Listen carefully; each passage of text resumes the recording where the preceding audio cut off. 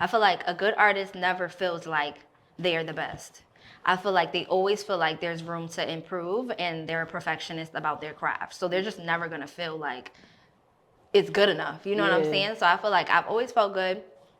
I would say where I kind of like was like where I wearied at, what was weary was pricing. I would say I never knew what to charge, because I'm like, should I charge high? Should I charge low? Like, what should it be? But yeah, I would say I always felt like I was good. So we want to speak to that real quick. So to a hairstylist right now who's struggling with their prices, how do you base your prices? Like, what would you tell them? I would say do what's comfortable for you, because let me break it down real quick. When I was charging my low prices, when I was charging $40 for an install, you have to remember that you're still making more than the average person in the world.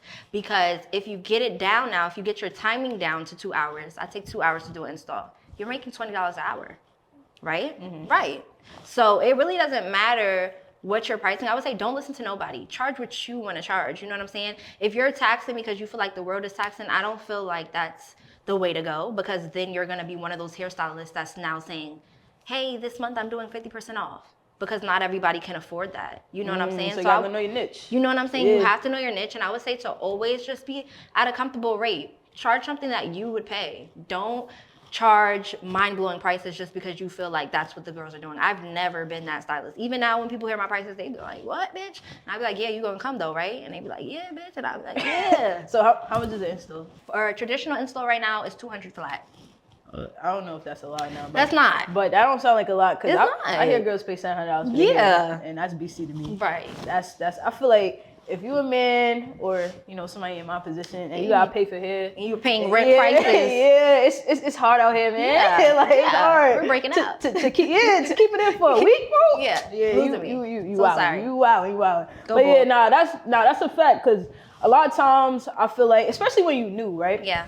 I feel like you come out the gate, you're a hairstylist, or you learn a skill, you start doing nails or whatever. People want to just charge industry rates. And it's like, that's cool, but there's actually people who want a good product but can't afford it sometimes. You feel me? Yeah. So it's just like, if you meet them in a, like, charge your value, in the middle. But you meet them in the middle, you still don't have to tag. You feel me? You don't have to do that. Because like all the people who can't afford the top person, they're going to come to you and still get a good quality install. You feel me? Yeah, just literally remember what I said. Work on your timing. You know what I'm saying? Work on that timing. If it takes you however long it takes you to do straight backs, work on your timing, because you can still be charging a smaller price, but by the hour is what you need to be thinking. Like, I want to make this an hour. If you want to make $60 an hour and you work 2 hours, all right, I could charge $120.